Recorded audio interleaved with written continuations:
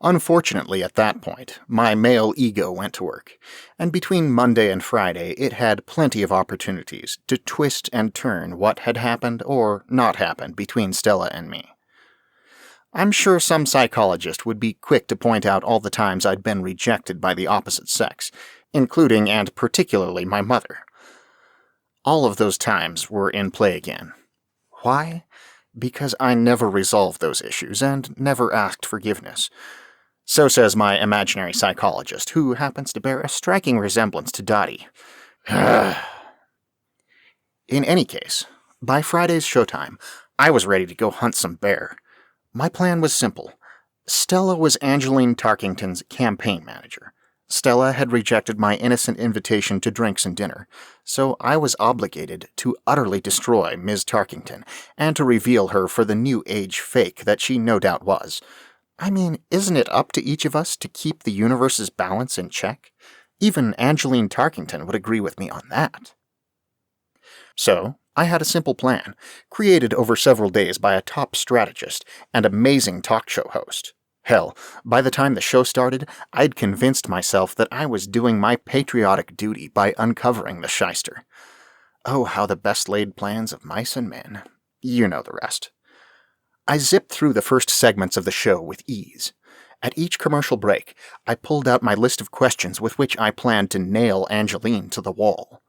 I continued to tinker with the wording and order, feeling increasingly good about the design, and justified in my actions. Reject me, will you? Not without paying dearly for it. The plan started to unfold right on cue with the tagline underneath Angeline's name. Instead of author, I'd had the graphic team insert New Age Guru, and I made sure Angeline saw it as she took her seat. But it didn't seem to faze her. So we have a cool one here, I thought. Let's see how long that lasts. All right, we're back with my last guest for the evening, who happens to also be the last person to throw her name in the pot to become our next President of the United States. Welcome to the show, Angeline Tarkington. She opened her mouth to respond, but I never gave her a chance. Let's jump right in. Tell me, why would a New Age guru like yourself at the last minute do such a crazy thing as try to run for the President of the United States? She closed her mouth and smiled. Boy, do I have her with that one. There's no way to win by answering that question, I thought. And, not for the last time that night, was I ever wrong? What a great question, Angeline replied. Let's see. You've managed to weave in New Age Guru right from the start. She pointed behind her at the screen. You also have characterized my actions as both crazy and last minute, suggesting I do things impulsively and without much thought. Kinda like an airhead, wouldn't you say? Or some wackadoodle. I believe that was the term the Washington Post recently coined. I opened my mouth to reply, but this time Angeline continued right on. But disregarding all those derogatory remarks intended to raise the ratings of your show, it really is a good question. Why did I choose to run for the highest office of the United States of America? It's because, like so many of my fellow Americans, I'm concerned about the direction our current President Whelan is leading us.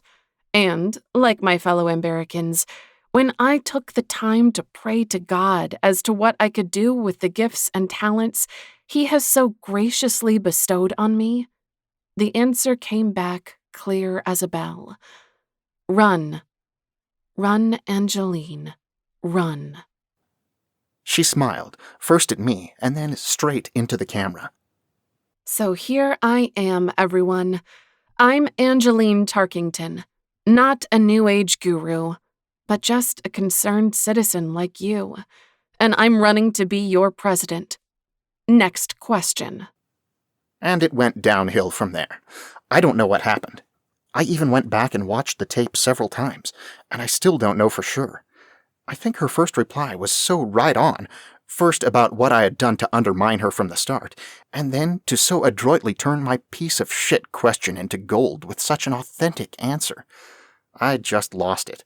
After that, every question seemed so trivial and off-purpose and off-putting, because they were. So I started to wing it. And in this case, winging it sounded like me babbling almost incoherently. Thankfully, my producer saved me with a stern message in my headset. Go to commercial, now. So we did, and for the first time in a very long time, I did not close out my own show. I failed to even say, "Are you kidding me? Watch this space and good night." No, the network sent the viewers straight to the next show because I was in the men's room, puking.